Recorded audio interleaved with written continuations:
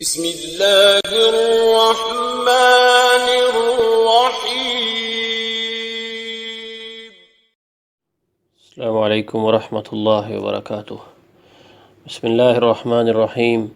الحمد للہ رب العالمین، الحمد للہ حمدا کثیرا طیبا مبارکا فیہ، اللہم صلی علی محمد وعلی آل محمد کما صلیت علی ابراہیم وعلی آل ابراہیم انک حمید مجید، اللہم بارک علی محمد وعلی آل محمد کما بارکت علی ابراہیم وعلی آل ابراہیم انک حمید مجید، اللہم انفعنا بما علمتنا وعلمنا ما ينفعنا وزدنا علما، رب اشرح لی صدری ویسر لی امری واحلل عقدۃ من لسانی یفقہوا قولی، سبحانک لا علم لنا الا ما علمتنا انک انت العلیم الحکیم، اما بعد۔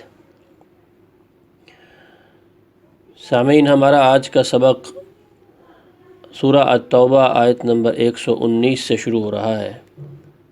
سبق کے شروع کرنے سے قبل آئیے پہلے سبق کو خلاصتاً دیکھتے ہیں۔ ہمارا کل کا سبق آیت نمبر 111 سے لے کر 119 تک تھا۔ سامعین، کل کے سبق میں ہم نے پڑھا تھا کہ اللہ تعالیٰ نے مومنین کے ساتھ ایک تجارت کا ذکر کیا ہے، یعنی اگر مومن اپنی جانوں اور مالوں کو اس طرح استعمال کریں گے جیسے اللہ تعالیٰ کا حکم ہے تو اس کے بدلے ان کے لیے جنت ہے۔ پھر فرمایا کہ جہاں یہ مومنین جہاد و قتال میں حصہ لیتے ہیں، وہیں یہ توبہ کرنے والے، عبادت کرنے والے، حمد کرنے والے، روزہ رکھنے والے یا راہ حق میں نکلنے والے، رکوع کرنے والے، سجدہ کرنے والے، نیکی کا حکم کرنے والے اور برائی سے روکنے والے اور اللہ کی حدود کی حفاظت کرنے والے ہوتے ہیں، اور انہی صفات کے حامل مومنین کے لیے خوشخبری ہے۔ ہم نے یہ بھی پڑھا تھا کہ اہل ایمان کے لیے درست نہیں ہے کہ وہ ایسے مشرکین کے لیے دعائے مغفرت کریں جو حالت شرک پر ہی فوت ہوئے ہوں۔ سامعین، آخر میں ہم نے اللہ تعالیٰ کے کمال فضل و کرم سے متعلق بھی پڑھا تھا کہ کعب بن مالک رضی اللہ عنہ اور ان کے ساتھیوں کی سچائی اور اخلاص کی وجہ سے اللہ تعالیٰ نے ان کی توبہ قبول فرمائی۔ سامعین، ہم اللہ تعالیٰ سے التجا کرتے ہیں کہ وہ اپنے فضل و کرم سے ہمیں بھی خلوص عطا فرمائے اور سچ بولنے والوں میں شامل فرمائے، انہ سمیع مجیب۔ سامعین، آئیے سورہ التوبہ کی آیت نمبر 119 دیکھیے۔ اعوذ باللہ من الشیطان الرجیم من ہمزہ ونفخہ ونفثہ، یا ایھا الذین آمنوا اتقوا اللہ وکونوا مع الصادقین۔ اے لوگو جو ایمان لائے ہو، اللہ سے ڈرو اور سچے لوگوں کے ساتھ ہو جاؤ۔ سامعین، اس آیت مبارکہ میں اللہ تعالیٰ کا تقوی اختیار کرنے اور سچے لوگوں کے ساتھ شامل ہو جانے کا حکم دیا گیا ہے۔ صدق یعنی سچائی نیت، قول اور فعل تینوں میں ہو تو یہ سچائی بنتی ہے۔ اکیلے نیت سے، اکیلے قول سے کبھی بھی سچائی نہیں ہوتی۔ نیت میں بھی وہ چیز موجود ہو اور وہی قول میں آئے اور وہی انسان کے فعل میں ہو تو یہ حقیقی معنوں میں صدق اور سچائی کہلاتا ہے۔ ورنہ اگر انسان کا فعل اس کے قول کی تکذیب کرے تو یہ صدق نہیں ہے۔ اس لیے جو لوگ اپنے اخلاص نیت اور قول کے مطابق عملاً تبوک کی طرف نکلے تھے وہی صادقین ٹھہرے اور ان کا ساتھ دینے کا حکم دیا گیا۔ سامعین، سچائی کی اللہ تعالیٰ کے ہاں بہت زیادہ اہمیت ہے۔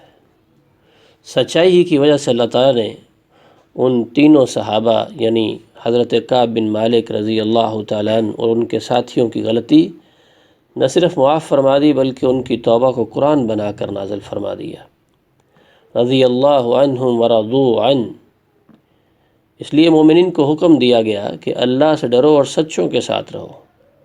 اس کا مطلب یہ ہے کہ جس کے اندر تقوی یعنی اللہ کا خوف ہوگا وہ سچا بھی ہوگا، اور جو جھوٹا ہوگا سمجھ لو کہ اس کے دل میں اس طرح تقوی نہیں ہے جس طرح ہونا چاہیے۔ سامعین، اللہ تعالیٰ نے سچے مومن قرار ہی ان لوگوں کو دیا ہے جو ایمان لانے کے بعد شک میں مبتلا نہیں ہوتے، جیسا کہ سورہ حجرات میں اس کا ذکر ہے۔ ایمان لانے کے بعد شک میں مبتلا نہیں ہوتے اور اپنے مالوں اور جانوں کے ساتھ اللہ کی راہ میں جہاد کرتے۔ فرمایا کہ سچے لوگ صرف یہی ہیں۔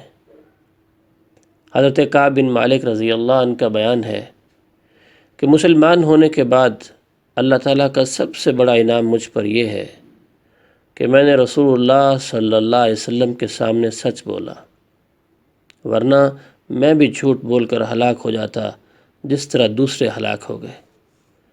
اس روایت کو امام بخاری نے بیان کیا ہے۔ سچ کی اللہ تعالیٰ کے ہاں بہت اہمیت ہے، اسے ہمیں اپنے اندر پیدا کرنا چاہیے۔ اللہ ہمیں توفیق عطا فرمائے۔ اللہ تعالیٰ نے اس سچ بولنے کے انعام میں ان کی توبہ کا تذکرہ قرآن میں فرمایا جو قیامت تک پڑھا جائے گا۔ عبداللہ بن مسعود سے سچ کی اہمیت کے حوالے سے ایک روایت اور سنیے۔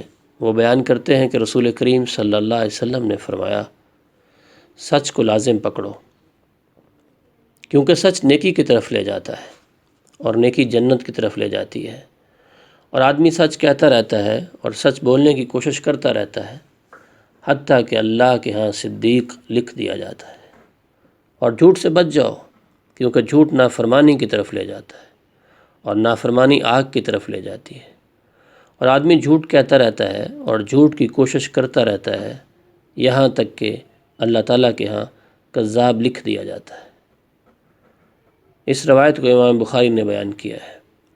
اللہ تعالیٰ ہمیں سچ بولنے کی توفیق عطا فرمائے اور کذب اور جھوٹ سے ہمیں ہر صورت میں بچنے کی توفیق عطا فرمائے۔ سامعین گرامی، آیت نمبر 120 دیکھیے۔ ما كان لأهل المدينة ومن حولهم من الأعراب أن يتخلفوا عن رسول الله ولا يرغبوا بأنفسهم عن نفسه ذلك بأنهم لا يصيبهم ظمأ ولا نصب ولا مخمصة في سبيل الله ولا يطعون موطئا يغيظ الكفار ولا ينالون من عدو نيلا إلا كتب لهم به عمل صالح ان اللہ لا یضیع اجر المحسنین۔ اہل مدینہ کے لیے اور ان دیہاتیوں کے لیے جو ان کے گرد و نواح میں بستے ہیں، یہ مناسب نہیں کہ وہ یعنی جہاد میں رسول اللہ صلی اللہ علیہ وسلم سے پیچھے رہ جائیں اور اپنی جانوں کو آپ کی جان سے عزیز تر سمجھیں۔ یہ اس لیے کہ مجاہدین اللہ کی راہ میں پیاس، تکان، بھوک کی جو بھی مصیبت جھیلتے ہیں یا کوئی ایسا مقام طے کرتے ہیں جو کافروں کو ناگوار ہو، یا دشمن سے وہ کوئی کامیابی حاصل کرتے ہیں، تو ان کے لیے نیک عمل لکھ دیا جاتا ہے۔ اللہ تعالیٰ یقیناً اچھے کام کرنے والوں کے اجر کو ضائع نہیں کرتا ہے۔ سامعین گرامی، اس آیت کی تفصیل سمجھنے کے لیے آئیے پہلے اس آیت مبارکہ کے پہلے حصے کا ترجمہ دوبارہ سنیے۔ اہل مدینہ کے لیے اور ان دیہاتیوں کے لیے جو ان کے گرد و نواح میں بستے ہیں، یہ مناسب نہیں کہ وہ یعنی جہاد میں رسول اللہ صلی اللہ علیہ وسلم سے پیچھے رہ جائیں اور اپنی جانوں کو آپ کی جان سے عزیز تر سمجھیں۔ سامعین، مدینہ میں رہنے والے لوگوں اور ان کے ارد گرد رہنے والے بدو قبائل کے لوگوں کو حکم دیا گیا کہ تنگی اور تکلیف میں بھی آپ صلی اللہ علیہ وسلم کے ساتھ رہیں اور مشکل مواقع پر پیش آنے والے تمام مصائب و آلام میں خوش دلی کے ساتھ آپ کے ہمراہ رہیں۔ جو سختیاں آپ صلی اللہ علیہ وسلم اٹھا رہے ہیں وہ بھی اٹھائیں، کیونکہ وہ خوب جانتے ہیں کہ اللہ تعالیٰ کے ہاں سب سے زیادہ عزیز اور مکرم آپ صلی اللہ علیہ وسلم ہی ہیں۔ تو جب آپ اتنی عزت و کرامت کے باوجود ان مشکلات کا سامنا کر رہے ہیں تو پھر سب کا حق ہے کہ جن چیزوں کا سامنا آپ کر رہے ہیں وہ بھی کریں، اور آپ کی جان عزیز کی خاطر اپنی جانوں کی نہ پرواہ کریں، نہ ان کی کوئی قدر و قیمت سمجھیں۔ کجا یہ کہ رسول اللہ صلی اللہ علیہ وسلم تو اپنی جان اور اپنی راحت و آرام سب کچھ قربانی کے لیے پیش کریں، اور یہ اپنی جانیں بچا بچا کر رکھیں، یہ کبھی بھی ان کا حق نہیں بنتا۔ سامعین گرامی، ایک بندہ مومن اس وقت تک مومن ہی نہیں ٹھہرتا جب تک کہ وہ اپنی اولاد، اپنے والدین اور اپنی ہر چیز سے زیادہ نبی اکرم صلی اللہ علیہ وسلم سے محبت نہیں کرنے لگتا۔ اس ضمن میں ایک روایت سنیے، عبداللہ بن حشام رضی اللہ عنہ بیان کرتے ہیں کہ ہم نبی صلی اللہ علیہ وسلم کے ساتھ تھے۔ آپ نے عمر بن خطاب رضی اللہ تعالیٰ عنہ کا ہاتھ پکڑا ہوا تھا، تو عمر رضی اللہ تعالیٰ عنہ نے آپ سے کہا، یا رسول اللہ، یقیناً آپ مجھے ہر چیز سے زیادہ محبوب ہیں سوائے میری جان کے۔ تو نبی صلی اللہ علیہ وسلم نے فرمایا، نہیں، اس ذات کی قسم جس کے ہاتھ میں میری جان ہے، یہاں تک کہ میں تمہیں تمہاری جان سے بھی زیادہ محبوب ہو جاؤں۔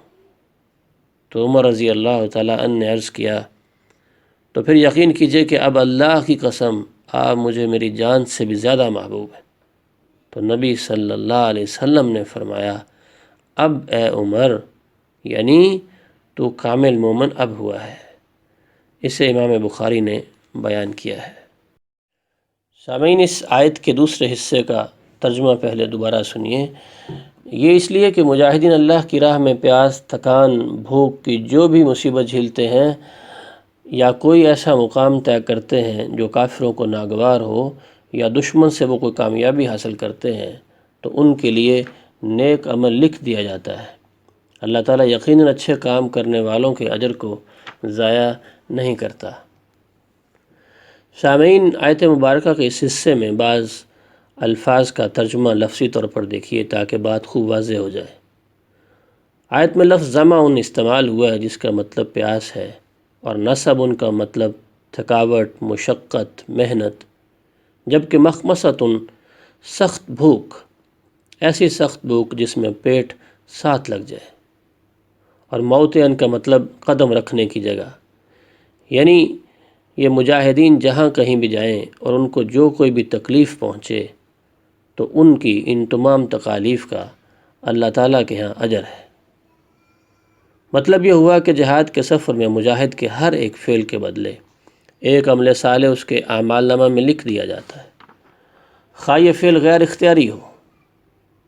کتنا اللہ تعالیٰ کا کرم ہے، اختیار بھی نہیں ہے، غیر اختیاری طور پر ہو رہا ہے، پھر بھی اس پر اللہ کا اجر ہے، اس لیے کہ اجتماعی طور پر اور مجموعی لحاظ سے وہ اللہ ہی کے لیے سفر کر رہا ہے۔ جیسے بھوک پیاس کو برداشت کرنا یا تھکاوٹ یا کوئی ایسی تکلیف اسے اس راہ میں پیش آ رہی ہو، یہ سب اس کے صالح اعمال میں شمار ہوں گے، اور خواہ یہ فعل اختیاری ہوں، جیسے سفر طے کرنا، دشمن سے کوئی علاقہ چھیننا یا اس سے جنگ کر کے کامیابی حاصل کرنا، ان تمام تر کاموں کا اللہ کے ہاں انہیں اجر ملے گا۔ آیت نمبر 121 دیکھیے، وَلَا يُنْفِقُونَ نَفَقَةً صَغِيرَةً وَلَا كَبِيرَةً وَلَا يَقْطَعُونَ وَادِيًا إِلَّا كُتِبَ لَهُمْ لِيَجْزِيَهُمُ اللَّهُ أَحْسَنَ مَا كَانُوا يَعْمَلُونَ۔ نیز یعنی یہ جو مجاہدین ہیں جو بھی تھوڑا یا زیادہ خرچ کرتے ہیں یا کوئی وادی طے کرتے ہیں تو یہ چیزیں ان کے حق میں لکھ دی جاتی ہیں تاکہ اللہ انہیں ان کے اعمال کا بہتر صلہ عطا کرے جو وہ کرتے ہیں۔ سامعین، پچھلی آیت میں ہر اختیاری اور غیر اختیاری فعل کے بدلے اعمال صالحہ لکھنے کا ذکر کیا۔ اس آیت میں بالخصوص ان اعمال کا ذکر کیا ہے جو اختیاری ہی ہو سکتے ہیں اور جہاد فی سبیل اللہ کی بنیاد ہے، یعنی زاد سفر، سواری اور اسلحہ پر جو بھی میسر آ سکے خرچ کرتے ہیں، پھر سفر جہاد پر نکل بھی کھڑے ہوتے ہیں۔ اللہ انہیں ان کاموں کا بہتر صلہ ضرور عطا فرمائے گا، یعنی یہ اعمال بلند تر درجہ کے صالح اعمال ہوئے۔ اور اس کا دوسرا مطلب یہ بھی ہو سکتا ہے کہ ان کاموں کا جو بہتر سے بہتر بدلہ ہو سکتا ہے وہی اللہ تعالیٰ انہیں عطا فرمائے گا۔ سامعین، جو یہ فرمایا کہ وَلَا يُنْفِقُونَ نَفَقَةً صَغِيرَةً وَلَا كَبِيرَةً، تو غزوہ تبوک میں حضرت عثمان غنی رضی اللہ تعالیٰ عنہ نے لشکر کی تیاری میں سب سے بڑھ کر حصہ لیا، یعنی نفقہ کبیرہ، بڑا خرچ۔ اور انہوں نے اس وقت صحابہ اکرام کو مخاطب کر کے اس کا ذکر بھی فرمایا تھا جب باغیوں نے ان کا محاصرہ کر لیا تھا، جب کہ وہ اس وقت امیر المومنین تھے۔ انہوں نے صحابہ سے پوچھا تھا کیا تم جانتے ہو کہ میں نے جیش الاسرا یعنی تنگ دستی کے وقت کے لشکر یعنی غزوہ تبوک کا سامان تیار کیا تھا؟ تمام صحابہ نے اس کا اعتراف کیا۔ اس کی تفصیل یہ ہے کہ عبد الرحمن بن سمرہ رضی اللہ تعالیٰ عنہ فرماتے ہیں کہ عثمان بن عفان رضی اللہ عنہ 1000 دینار اپنی آستین میں لے کر آئے۔ جب آپ صلی اللہ علیہ وسلم نے جیش الاسرا کو تیار کیا تو اسے آپ صلی اللہ علیہ وسلم کی گود میں ڈال دیا۔ عبد الرحمن بن سمرہ رضی اللہ تعالیٰ عنہ فرماتے ہیں کہ پھر میں نے نبی صلی اللہ علیہ وسلم کو دیکھا کہ آپ انہیں اپنی گود میں الٹ پلٹ کرتے تھے اور فرماتے تھے آج کے بعد عثمان جو کام بھی کرے اس سے کچھ نقصان نہیں دے گا۔ آپ علیہ السلام نے 2 مرتبہ یہ ارشاد فرمایا۔ اس کو امام ترمذی نے بیان کیا ہے۔ اور جو کم خرچ کرنے والے یہ نفقہ صغیرہ کا ذکر کیا تو اس سے مراد وہ بھی تھے جو رات بھر محنت کر کے نصف سا 1 کلو صرف کھجوریں لے کر آئے تھے، تو فرمایا کہ ان تمام کے اجر کو اللہ کے ہاں لکھ دیا جائے گا۔ اور جو یہ فرمایا کہ ولا یقطعون وادیا الا کتب لهم، پہاڑوں کے درمیان کے میدان اور پانی کی گزرگاہ کو وادی کہتے ہیں، یعنی ہر وادی طے کرنے پر وہ ان کے نامہ اعمال میں لکھ دی جاتی ہے۔ اللہ اکبر۔ آیت نمبر 122 دیکھیے، وما كان المؤمنون لينفروا كافة فلولا نفر من كل فرقة منهم طائفة ليتفقهوا في الدين وَلِيُنذِرُوا قَوْمَهُمْ إِذَا رَجَعُوا إِلَيْهِمْ لَعَلَّهُمْ يَهْذَرُونَ۔ مومنوں کے لیے ممکن نہیں کہ وہ سب کے سب ہی نکل کھڑے ہوں، پھر ایسا کیوں نہ ہوا کہ ہر فرقہ میں سے کچھ لوگ دین میں سمجھ پیدا کرنے کے لیے نکلتے تاکہ جب وہ ان کی طرف واپس جاتے تو اپنے لوگوں کو یعنی برے انجام سے ڈراتے، اسی طرح شاید وہ برے کاموں سے بچے رہتے۔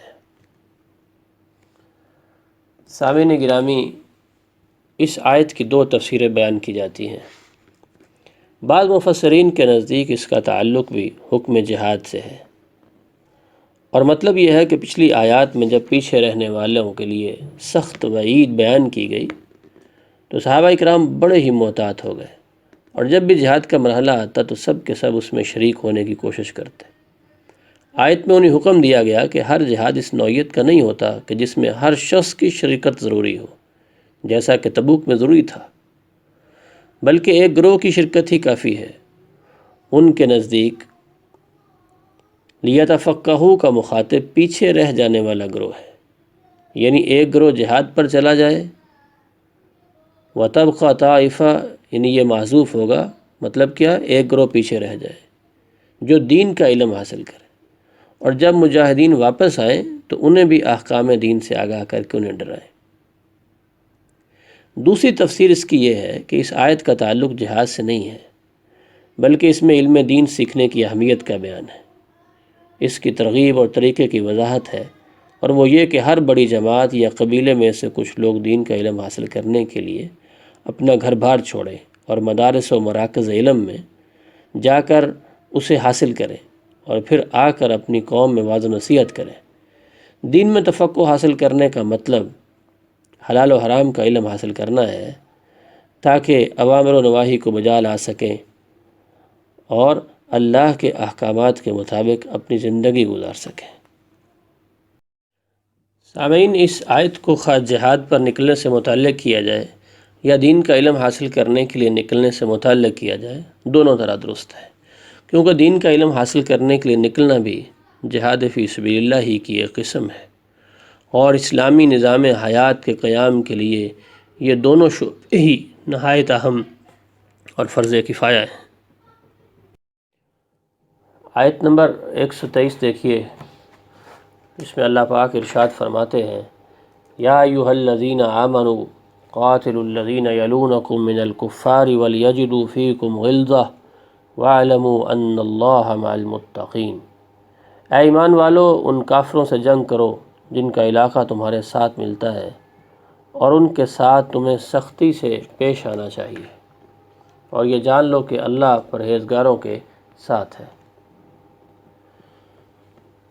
سامعین گرامی، اس آیت میں کافروں سے لڑنے کا ایک اہم اصول بیان کیا گیا ہے، اور وہ ہے الاول فالاول، یعنی جو پہلے ہے تو وہ پہلے، جیسا کہ رسول کریم صلی اللہ علیہ وسلم نے پہلے جزیرہ عرب میں آباد مشرقین سے قتال کیا، جب ان سے فارغ ہو گئے اور اللہ تعالیٰ نے مکہ، طائف، یمن، یمامہ اور دیگر قریب کے علاقے مسلمانوں کے غلبہ میں دے دیے، عرب کے سارے قبائل فوج در فوج اسلام میں داخل ہونے لگے، تو پھر اہل کتاب سے قتال کا آغاز فرمایا اور 9 ہجری میں رومیوں سے قتال کے لیے تبوک تشریف لے گئے۔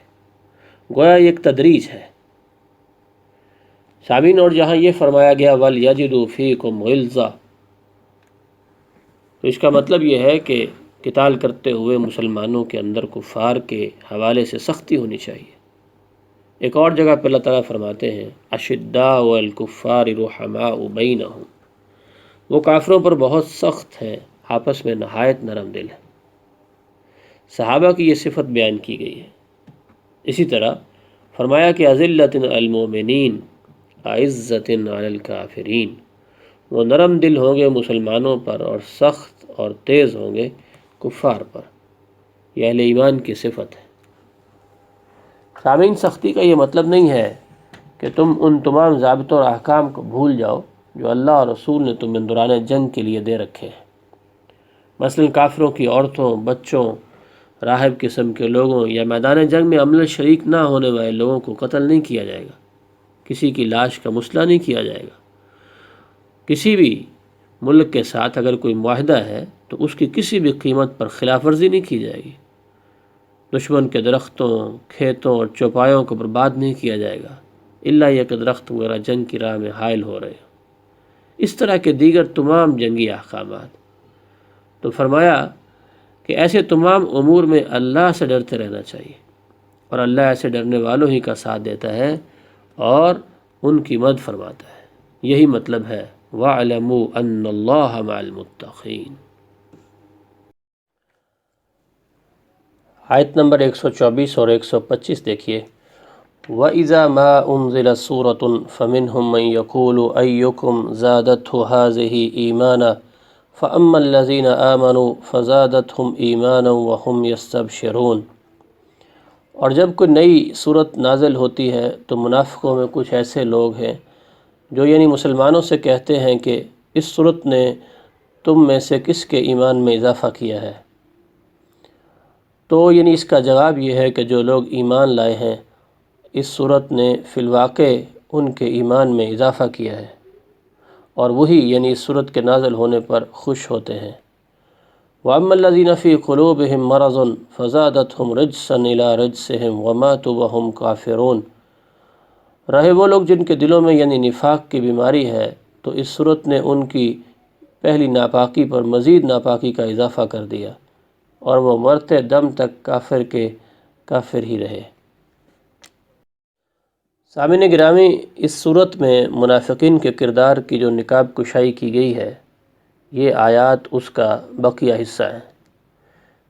اس میں بتلایا جا رہا ہے کہ جب ان کی غیر موجودگی میں کوئی صورت یا اس کا کوئی حصہ نازل ہوتا اور ان کے علم میں بات آتی تو وہ استہزاء اور مذاق کے طور پر آپس میں ایک دوسرے سے کہتے کہ اس سے تم میں سے کس کے ایمان میں اضافہ ہوا ہے؟ اللہ تعالیٰ نے فرمایا جو بھی صورت اترتی ہے اس سے اہل ایمان کے ایمان میں ضرور اضافہ ہوتا ہے، اور وہ اپنے ایمان کے اضافے پر خوش ہوتے ہیں۔ یہ آیت اس بات پر بھی دلیل ہے کہ ایمان میں کمی بیشی ہوتی ہے۔ پھر فرمایا کہ البتہ یہ صورت منافقین کو ان کے نفاق اور خبث میں اور بڑھا دیتی ہے، اور وہ اپنے کفر و نفاق میں اس طرح پختہ تر ہو جاتے ہیں کہ انہیں توبہ کی توفیق نصیب نہیں ہوتی ہے، اور کفر پر ہی ان کا خاتمہ ہوتا ہے۔ جس طرح اللہ تعالیٰ نے ایک دوسرے مقام پر فرمایا ہے کہ ہم قرآن میں ایسی چیزیں نازل کرتے ہیں جو مومنین کے لیے شفاء اور رحمت ہے، لیکن اللہ تعالیٰ نے ان سے ظالموں کے خسارے میں اضافہ ہی کیا ہے۔ یہ گویا ان منافقین کی بدبختی کی انتہا ہے کہ جس سے لوگوں کے دل ہدایت پاتے ہیں اور وہ صراط مستقیم حاصل کرتے ہیں، وہی باتیں ان منافقین کی ضلالت و ہلاکت کا باعث ثابت ہو رہی ہیں۔ یہ بالکل ایسے ہی ہے جیسے کسی شخص کا مزاج اور معدہ بگڑ جائے تو وہی غذائیں جن سے لوگ قوت اور لذت حاصل کرتے ہیں اس کی بیماری میں مزید بگاڑ اور خرابی کا باعث بنتی ہیں۔ سامعین، اس کی مثال بالکل ایسے بھی ہے کہ جیسے آسمان سے بارش اللہ کی رحمت کی صورت میں نازل ہوتی ہے۔ اب جو اچھی اور عمدہ زمین ہے وہ تو اس بارش سے لہلہا اٹھتی ہے، اور جو گندی یا بنجر زمین ہے وہاں پہلے تو کوئی چیز پیدا ہی نہ ہوگی، اور ہوگی بھی تو وہ سوائے جھاڑ جھنکار کے کچھ بھی نہیں ہوگا۔ آیت نمبر 126 دیکھیے، اولا یرون انہم یفترون فی کل عام مرۃ او مرتین ثم لا یتوبون ولا هم یذکرون۔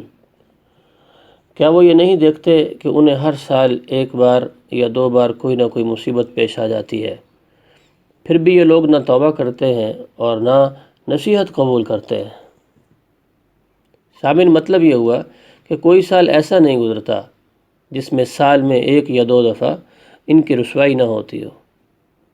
کبھی ان منافقین کی کوئی سازش پکڑی جاتی ہے، کبھی ان کا راز فاش ہو جاتا ہے، کبھی کوئی جنگ پیش آ جاتی ہے جو ان کے ایمان کے لیے امتحان بن جاتی ہے، کبھی یہ لوگ خود ہی کوئی ایسی غلط ترین بات کر بیٹھتے ہیں جن کی وجہ سے انہیں رسوا ہونا پڑتا ہے۔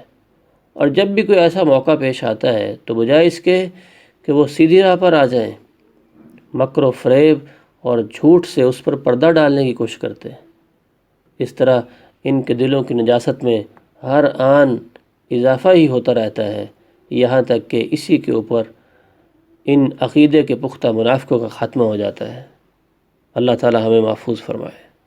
آیت نمبر 127 دیکھیے، وَإِذَا مَا أُنزِلَتْ سُورَةٌ نَظَرَ بَعْضُهُمْ إِلَى بَعْضٍ هَلْ يَرَاكُم مِّنْ أَحَدٍ ثُمَّ انصَرَفُوا صَرَفَ اللَّهُ قُلُوبَهُمْ بِأَنَّهُمْ قَوْمٌ لَا يَفْقَهُونَ۔ اور جب کوئی صورت نازل ہوتی ہے تو یہ منافق آنکھوں ہی آنکھوں میں ایک دوسرے کی طرف اشارہ کر کے پوچھتے ہیں کہ کیا تمہیں کوئی یعنی مسلمان تو نہیں دیکھ رہا، پھر وہاں سے واپس چلے جاتے ہیں۔ اللہ نے ان کے دلوں کو یعنی راہ حق سے پھیر دیا ہے، کیونکہ یہ لوگ ہیں ہی ایسے جو کچھ بھی نہیں سمجھتے ہیں۔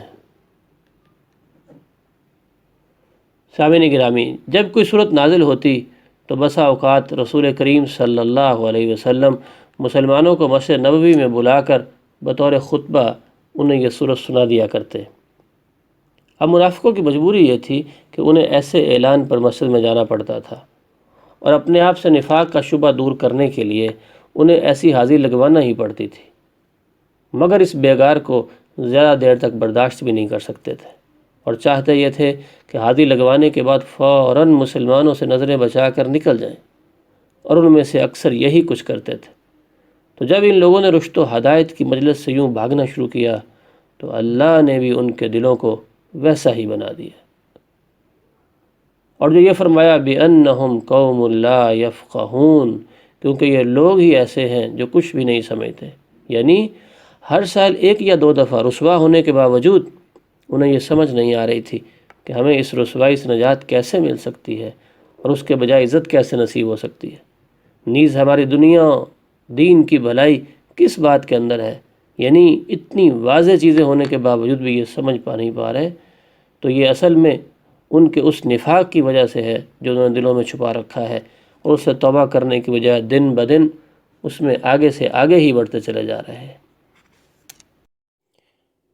سامعین، آیت نمبر 128 دیکھیے، لَقَدْ جَاءَكُمْ رَسُولٌ مِّنْ أَنفُسِكُمْ عَزِيزٌ عَلَيْهِ مَا عَنِتُّمْ حَرِيصٌ عَلَيْكُمْ بِالْمُؤْمِنِينَ رَءُوفٌ رَحِيمٌ۔ بلا شبہ یقیناً تمہارے پاس تم ہی سے ایک رسول آیا ہے، اس پر بہت شاق ہے کہ تم مشقت میں پڑو، تم پر بہت حرص رکھنے والا ہے، مومنوں پر بہت شفقت کرنے والا، نہایت مہربان ہے۔ سامعین گرامی، اس آیت مبارکہ میں پیارے نبی اکرم صلی اللہ علیہ وسلم کی بعض صفات عالیہ کا اور لوگوں پر اللہ تعالیٰ کے احسانات کا ذکر ہے۔ پیارے رسول صلی اللہ علیہ وسلم، اللہ ان پر کروڑ رحمت نازل فرمائے۔ ان کی ایک صفت لَقَدْ جَاءَكُمْ رَسُولٌ میں لفظ رسول ہے کہ آپ صلی اللہ علیہ وسلم رسول ہیں، یعنی خود نہیں آئے بلکہ اللہ کی طرف سے آپ صلی اللہ علیہ وسلم بھیجے ہوئے ہیں۔ اور جو یہ فرمایا کہ من انفسکم، کہ آپ صلی اللہ علیہ وسلم تمہاری جنس سے یعنی انسانوں میں سے ہیں۔ اور پھر فرمایا کہ عزیز علیہ ما عنتم، تمہارا کسی طرح بھی مشقت یا مصیبت میں پڑنا اس پیارے رسول پر نہایت شاق ہے۔ وہ برداشت ہی نہیں کر سکتا کہ تم کفر اختیار کر کے دنیا میں حیوانوں سے بدتر زندگی گزارو، پھر آخرت میں جہنم کا ایندھن بنو۔ اس فکر میں وہ گھلتا جا رہا ہے، اتنا اس فکر میں گھلتا جا رہا ہے کہ اللہ تعالیٰ نے کئی جگہ پر اپنے نبی کریم صلی اللہ علیہ وسلم کو تسلی دی ہے، جیسا کہ سورہ الکہف میں ہے فَلَعَلَّكَ بَاخِعٌ نَفْسَكَ عَلَىٰ آثَارِهِمْ إِن لَّمْ يُؤْمِنُوا بِهَٰذَا الْحَدِيثِ أَسَفًا۔ پھر وہ پیارے رسول ایسا دین لے کر آئے ہیں جس میں کوئی مشکل نہیں ہے، نہایت آسان اور سادہ ہے۔ آپ صلی اللہ علیہ وسلم نے فرمایا مجھے حنیفی یعنی ابراہیم حنیف والی آسان شریعت دے کر بھیجا گیا ہے، اور فرمایا ان الدین یسر، یہ دین سراسر آسان ہے، جیسے کہ امام بخاری نے اس روایت کو بیان کیا ہے۔ ایسا مہربان نبی علیہ الصلاۃ والتسلیم کہ طائف میں 10 دن رہ کر آپ علیہ الصلاۃ والسلام شدید تکلیف میں گئے، اور لیکن جب اللہ تعالیٰ نے پہاڑوں کا فرشتہ بھیجا کہ اگر آپ کہیں تو میں 2 پہاڑوں کے درمیان ان کفار کو پیس دوں، تو آپ علیہ الصلاۃ والسلام نے فرمایا مجھے امید ہے کہ اللہ ان کی پشتوں سے ایسے لوگ نکالے گا جو ایک اللہ کی عبادت کریں گے، اس کے ساتھ کسی کو شریک نہیں کریں گے۔ اور جو یہ فرمایا کہ حریص علیکم، یعنی رات دن ان کی یہی کوشش ہے اور اسی فکر میں لگے رہتے ہیں پیارے رسول کہ جس طرح بھی ہو سکے تم دوزخ سے بچ جاؤ، اور جس طرح سے بھی ہو سکے یہ امت کے لوگ دنیا آخرت کی فلاح حاصل کر لیں۔ شاہ عبد القادر رحمہ اللہ تعالی حریص علیکم کا ترجمہ یہ کرتے ہیں تلاش رکھتا ہے تمہاری، اور اس کی وضاحت میں فرماتے ہیں وہ چاہتے یہ ہیں کہ میری امت زیادہ سے زیادہ ہو جائے، یعنی جہنم میں نہ جانے والے بنے۔ اور جو یہ فرمایا بالمؤمنین رعوف الرحیم، نبی کریم صلی اللہ علیہ وسلم اپنے ساتھیوں کی عیادت کے لیے جاتے ہیں، مومنین کے ساتھ مہربانی فرمانے والے تھے، ان کے جنازے میں پہنچتے، نماز میں بچے کے رونے کی آواز سن کر ماں کی تکلیف محسوس کرتے ہوئے نماز مختصر کر دیتے، خود بھوکے رہ کر انہیں کھلاتے پلاتے۔ نبوت سے پہلے آپ صلی اللہ علیہ وسلم کی تمام انسانوں کے ساتھ شفقت و مہربانی کو دیکھیں، جس کی شہادت ام المومنین سیدہ خدیجہ رضی اللہ عنہا نے دی، تو مومنوں پر آپ کی نرمی اور رحمت کا خود بخود اندازہ ہوتا ہے۔ ان کے لیے مغفرت اور رحمت کی دعا کرتے۔ اللہ تعالیٰ نے جو ایک مقبول دعا ہر نبی کی طرح آپ کو بھی عطا کی، سب انبیاء نے وہ دعا دنیا میں ہی کر لی، مگر ہمارے پیارے رسول صلی اللہ علیہ وسلم نے اپنی امت کی شفاعت کرنے کے لیے اس دعا کو سنبھال کر رکھا۔ اللہ تعالیٰ ہمیں بھی اپنے فضل و کرم سے جنت میں اپنے اس عظیم اور مہربان نبی کی رفاقت عطا فرمائے۔ اللہم صلی علی محمد وعلی آل محمد کما صلیت علی ابراہیم وعلی آل ابراہیم انک حمید مجید۔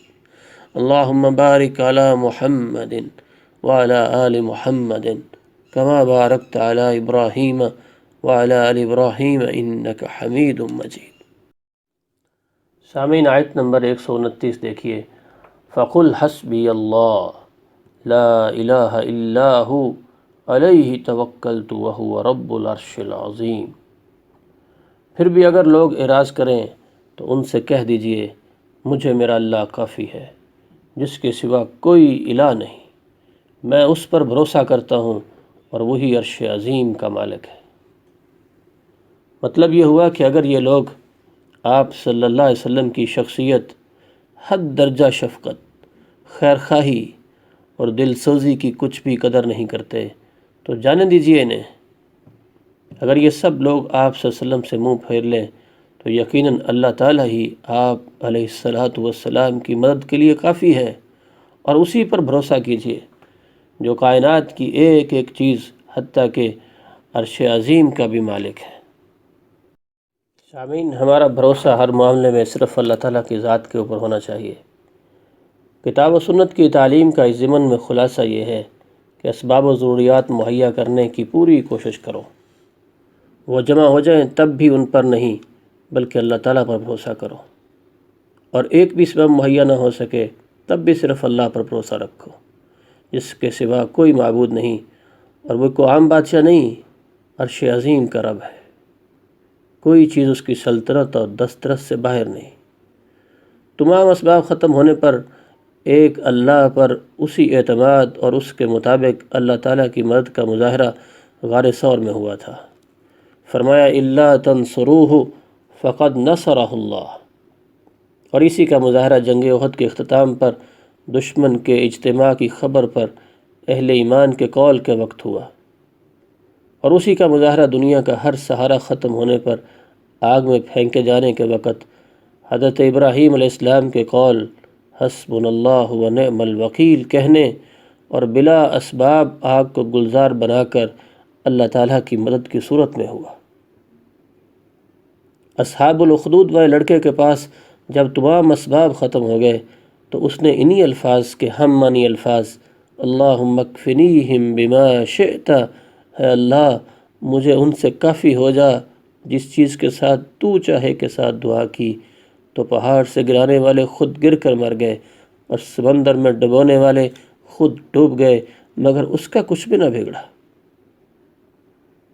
سامعین گرامی، اب بھی اگر کوئی یقین کے ساتھ اللہ پر اعتماد کرنے والا یہ دعائیں پڑھے تو اللہ تعالیٰ کی مدد اسی طرح آئے گی، خاص ساری دنیا اس سے منہ موڑ جائے۔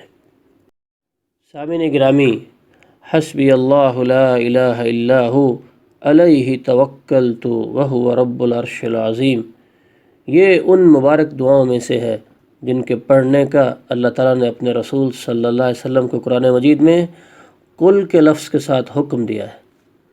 اس لیے ہمیں بھی اپنے صبح و شام کے اذکار میں اسے شامل کرنا چاہیے۔